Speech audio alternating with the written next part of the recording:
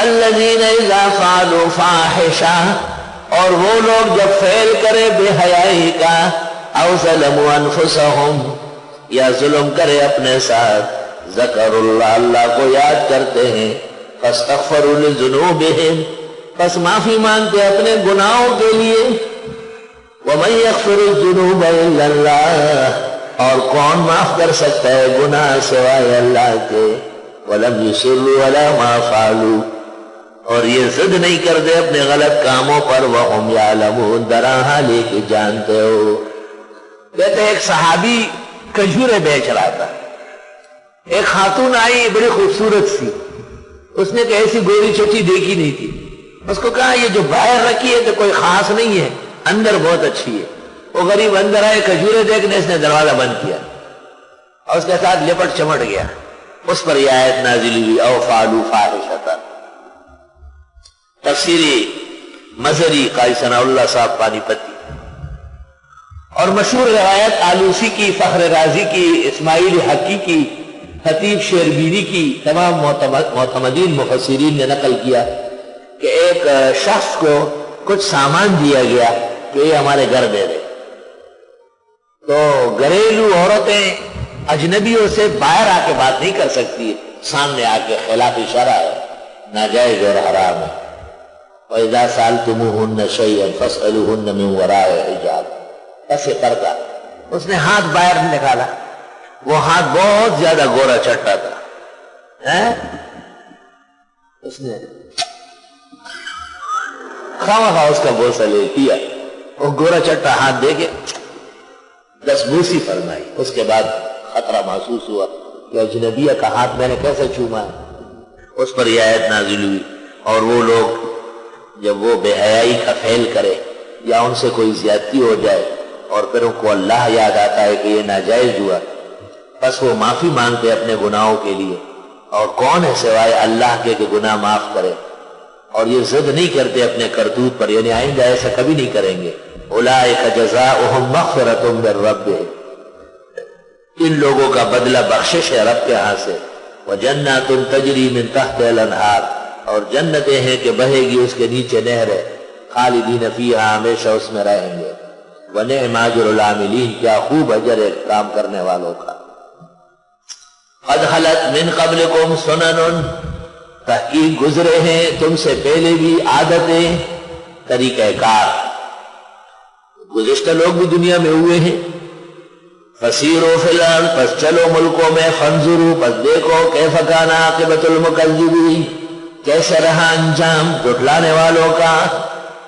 واہ، وہ ایوب خان جو کہتا تھا میں فیلڈ مارشل ہوں، چند چوکروں نے جلوس نکالے اور فیلڈ مارشل بیٹھ گیا، اور وہ سکندر مرزا جو کہتا تھا میں مولویوں کو چاندی کی کشتی میں بٹھا کے کیماڑی میں چھوڑ دوں گا، ایوب خان نے اسی کلفٹن کے اندر اس کے سینے پر چڑھ کر زبردستی اس سے استعفیٰ لے لیا۔ فانظروا کیف کان عاقبۃ المکذبین، اور وہ وزیر اعظم جو کہتا ہے کہ میری کرسی بہت مضبوط ہے، وہ دن بھی آئے کہ انہیں بھی سزائے موت ہو گئی، اور اخبارات میں لکھا تو منکر قانون مکافات کا عمل تھا، لے دیکھ تیرا عرصہ محشر بھی یہی ہے۔ اور وہ جنرل ضیاء الحق جو 11 سال تک پاکستانیوں کے اعصاب پر مسلط رہا، بلا شبہ تہجد کا پابند، نماز با جماعت کا پابند، ذکر و تسبیح کا پابند، علماء دیوبند کا خاص خادم اور قدردان، لیکن جو ذمہ داری اس کی تھی اسلامی آئین نافذ کرنا وہ کام نہ کر سکا، آخر ہوا میں 37 قیمتی جرنیلوں کے ساتھ بکھر گیا اور پاکستان کو غیر متدارک نقصان پہنچایا۔ اور ان کے بعد بھی مختلف آتے رہے اور جاتے رہے۔